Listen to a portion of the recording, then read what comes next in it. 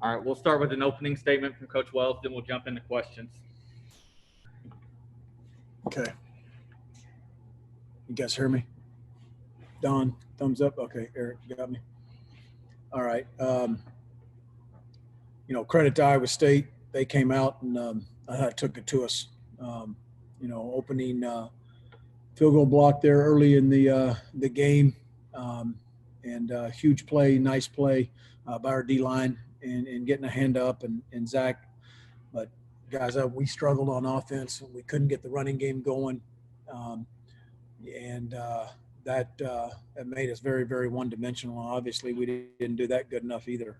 I think we left the defense out there too long. We got tired at times.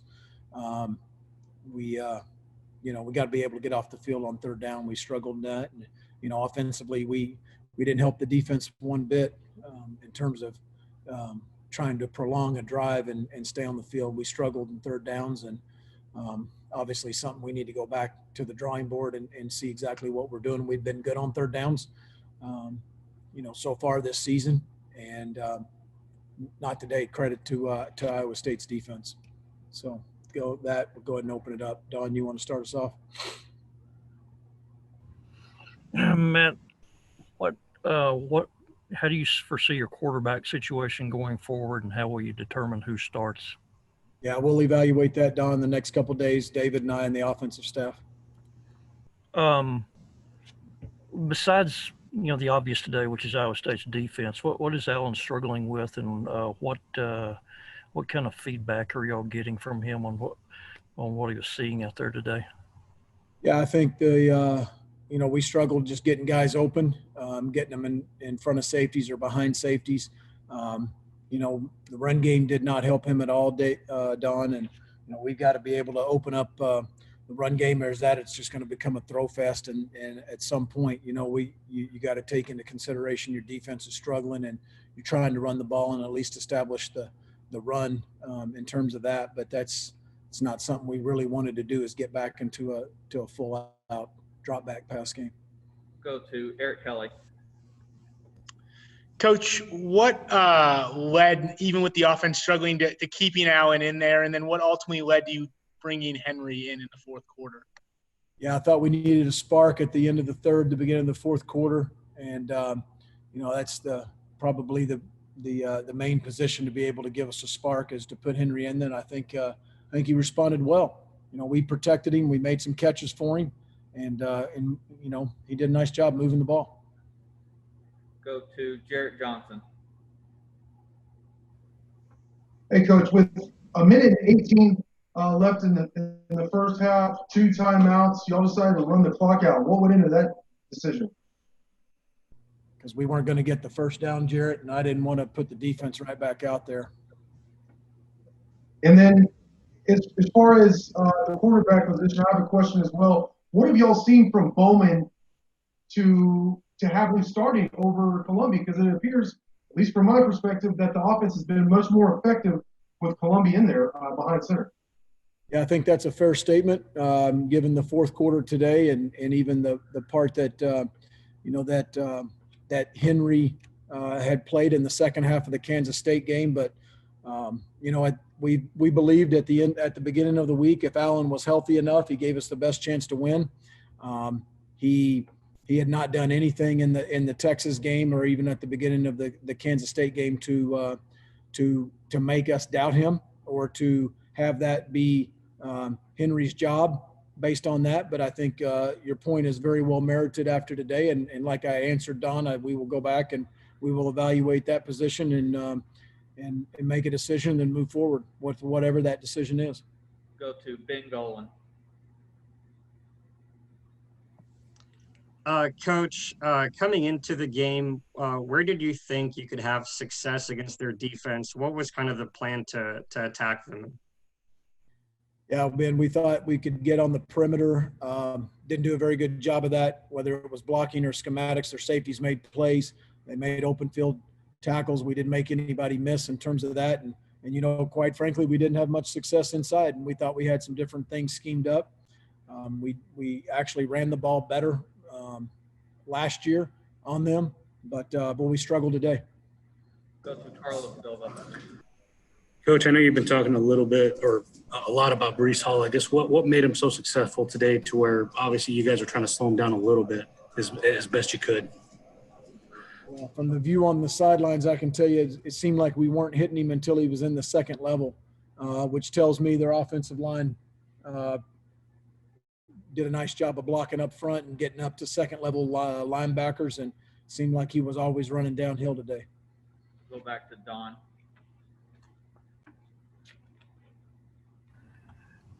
Matt, ABC, the guys on television said that Keyshawn was missing because of an ankle injury. Is that accurate? Keyshawn Carter?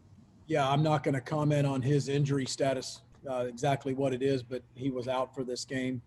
And, we'll see here in a couple weeks, 2 more weeks down the road. Okay, so but it is injury related. Yes, it is. Yes, sir. And back on Allen for a moment. How much practice time did he get this week compared to a normal week? All week. He just did not practice on Monday. Okay. But it sounds like from things that you have said, you are at least considering changing quarterbacks or having a new starter next time out? I just answered your question directly, Don. You asked me what it was going to take, and I told you we were going to evaluate it here in the next couple of days, and we'll make a decision and we'll move forward. I think we're evaluating every position, though. Go back to Eric Kelly. Without Keyshawn, obviously Eric made a couple catches late, but we didn't really see a lot from TJ Vasher. What caused him to not really be involved that much? I'm going to need to go back and watch the tape, Eric, to get you a direct answer on that. Not sure he was in the same rotation as he normally is. Go to Phil Mayer. Hey, Coach, early in the game, when Allen was out there, you guys were throwing a lot short, not many deep balls. Was that part of the game plan or sort of just how it ended up turning out without many plays for the offense to run? Well, we look up, I know, Phil, at one point in the middle of the second quarter, or maybe it was very into the third quarter. I don't know if we were at 16 or 19 plays. That's not very many. We're used to having that in a quarter.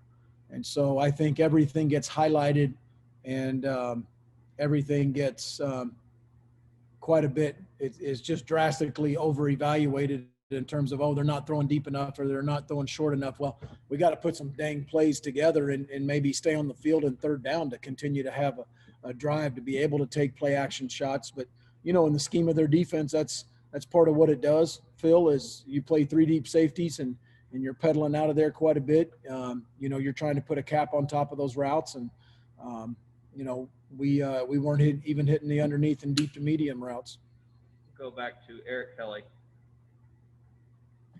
Coach, overall, you talked about your defense being on the field too long out there. But just at spurts, it looked like they did a decent job. DeMarcus Field made some nice plays. What do you think overall of how your defense performed? Not good enough. 570 yards is not good. And, we did get a couple of turnovers, and the blocked field goal, I think, was good. But we got to be a lot sharper in setting edges and the force defenders on the overhang defenders. We got to be better with our eyes. I didn't think we were very good with our eyes. We let receivers get behind us, or tight ends, actually, 2 that I'm thinking of when we were in man coverage. We got to be a lot more disciplined with our eyes. But there's certainly a few things that we did well. But I think they were on the field way too long. Go back to Jarrett. Hey, Coach, now you'll have 2 weeks here to prepare, 2 weeks, though, to think about this. What do you hang your hat on right now? Obviously, there's been struggles early on the season. What is there any positivity that y'all could kind of latch on to move forward in the season? Well, I think the positivity from the Texas game and the Kansas State game is out in a lot of people's minds, and I think that's probably what you're trying to refer to is you're as good as your last game, right? And every one of us are, and we know that. And so this one hurts, and it'll take a lot of self-reflection, starting with me and our coaching staff, and then as our players, as we look internal first, and then we try to go to work to fix, and we will do that. We'll go back to work. We'll go back to the meetings and practice, and we're going to grind. And we knew this thing wasn't going to flip overnight. This is not where we want to be, Jarrett. And it's you certainly can't take a 2 touchdown deficit into halftime and just think I'm always going to come back like we did against Kansas State. So we have to be better. We own it, and I own it, Jarrett, and we're going to go grind, and we're going to go right back to work. We'll go to Eric, and then we'll finish with Don. Coach, you kind of mentioned it a little bit, but do you have to treat almost every loss the same to where, you talked about maybe there are more positives in the game against Texas or Kansas State, but in the end, a loss is a loss, and you don't come away from this anymore, I guess, with your head down than you do any other week? Yeah, I would agree. A loss is a loss, and whether we lost a 15-point lead or it was a game like today, it is a loss, and we go right back to work tomorrow, just like we did on the other losses. So yeah, I don't disagree. They're all the same, and they all hurt. You own it, and you go look internal, and you go try and start to fix issues, and whether it's changing people or doing something that you do better, a whole lot more of, and trying to improve the things that you don't do well on. Go ahead, Don. Matt, considering Texas game was very emotional, Kansas State game, you led in the fourth quarter and had a tough loss. Is there a hangover effect emotionally in terms of, a game like today is a game where you talk about having to bring your own energy into somebody else's place, or did they simply take the energy out of you with the way that game kind of unfolded in the first half? I would probably say the second. Don, I think they probably did take the energy, out of us as the third quarter wore on. I thought we started the game with good energy. I thought, the last 24 hours, the meetings and the attentiveness and all that, I think was good. I can't point back to that and say that was an issue. I think that certainly as the game draws on and, the disappointment of getting the turnover there in the third quarter and then going right to 3 and out, you got to chip away at that lead when you have that deficit like we did. All right, we'll start with questions for Zach, and we'll start with Eric Kelly. Zach, good thing is that you guys block a field goal, return for a touchdown to go up 7-0. But from that point on, did you guys feel a little bit worn down on defense? Because you think about it, you go through that long drive, then another long drive, and the offense doesn't stay on the field, and you guys kind of get held up on the field for a while. Yeah, we were definitely on the field for a while, but we wasn't really too trying not to complain about that, but really we was just trying to get the ball back to our offense as much as we can. But if we couldn't do that, just try to score on defense. But for sure, we were definitely out on the field as a defense for a good while. Defensively, what do you think was the biggest thing that went wrong for you guys today? Really, it wasn't nothing schematic or nothing that Iowa State were doing. They were for sure a good team, but it was really just us, mentally, just little things that we were just beating ourselves out there. Every touchdown that they scored, there was something mentally that went wrong, and we were just beating ourselves, to be honest. Go to Carlos Silva. Excuse me. Zach, I guess just if you could take me through that field goal block. Was that something y'all were working on or that you saw in film? And I guess how did you feel that was executed?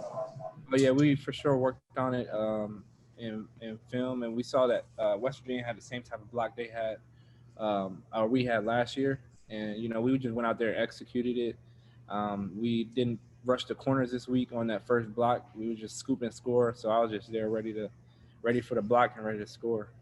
So I guess just to kind of make sure, so you were supposed to be in that spot, or it was just a matter of the ball just kind of found you at that point? No, I was supposed to be where I was supposed to be in that spot.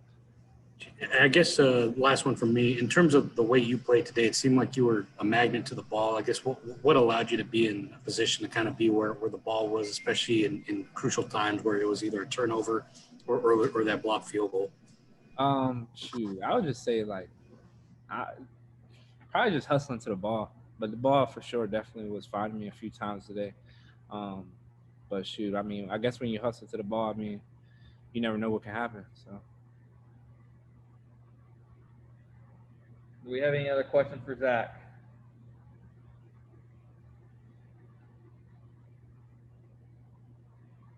All right, we'll go to Don Williams. Zach, can you discuss the difficulty of facing Iowa State's passing game, seeing with those big tight ends that you have to account for, and Purdy being an experienced guy, plus you have Breece Hall that you have to account for, has all these 100-yard games. How difficult does it make it on a secondary and on a cornerback?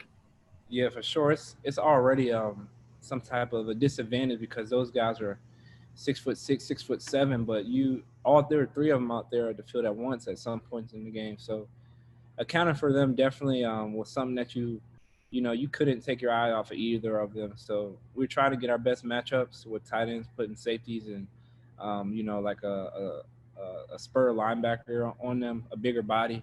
But for the most part, it was just you had to bow up on those guys. They're pretty good athletes.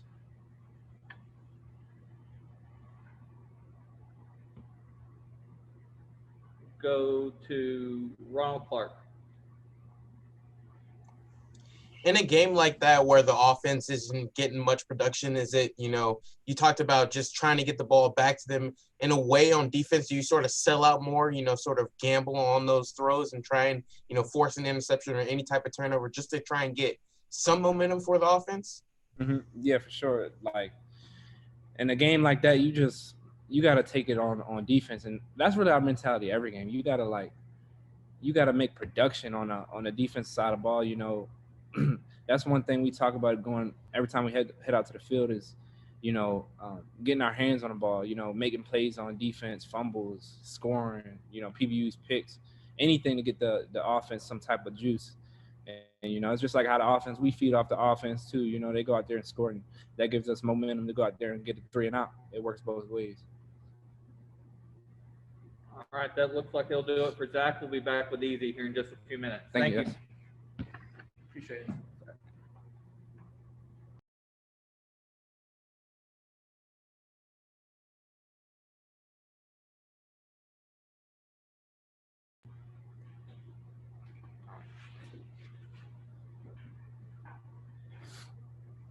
All right, we'll start with questions for Easy, and we'll start with Carlos Silva. Eric, Coach Wells had mentioned that he wanted to bring in Henry to kind of provide a spark for you all. What did you see while you were on the field as to what he provided you all when he did come in on offense? Henry's a great player. Came from Utah State, and he's a vet really. He has experience. He was back up to Jordan Love, and I feel like he watched him and took a bit of his game a little bit. Being able to move out of the pocket and throw on the run, and he trusted us to make plays for him. And came in and threw it up to us, and we made plays for him. From your perspective, getting that touchdown, I know prior to that you'd been kind of, I guess, taken out of the game for lack of a better term. But I guess what did Iowa State do to kind of keep you from making plays, and what happened to allow you to make that touchdown later on in that contest? I feel like, they had a good defense. They knew exactly what they wanted to do. They knew exactly, they knew their scheme. They knew that what they wanted to get done, and they took the receivers out of the game a little bit. With the 3-double cloud, they were like playing a little deep. All our inside inside breaking routes, they were shutting that down. So we started, going outside and throwing it up. Go to Eric Kelly. Eric, Coach Wells talked about one of the issues being that the offense was one-dimensional a lot in those first 3 quarters. From your perspective, what was leading to you guys not being as efficient as you have been the first couple weeks? Just establishing the run was kind of tough at first.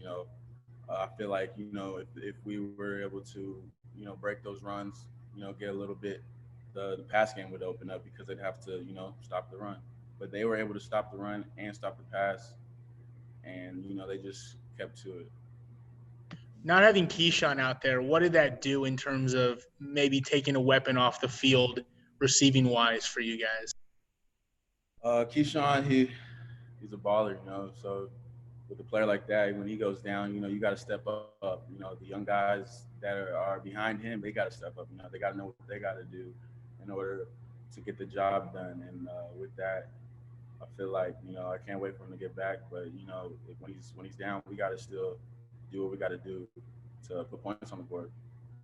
And then second bye week for you guys, what's the biggest thing you need to accomplish as a team to feel like you're ready for a game in 2 weeks?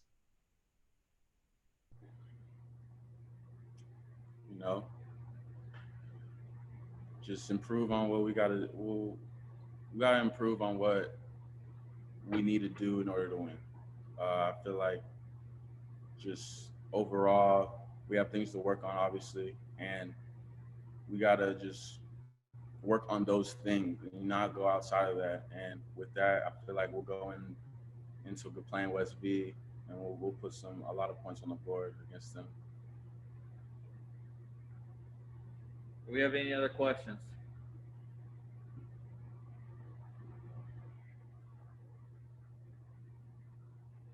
All right, that'll do it for Eric. Thank y'all. We'll see you back in Lubbock in a week.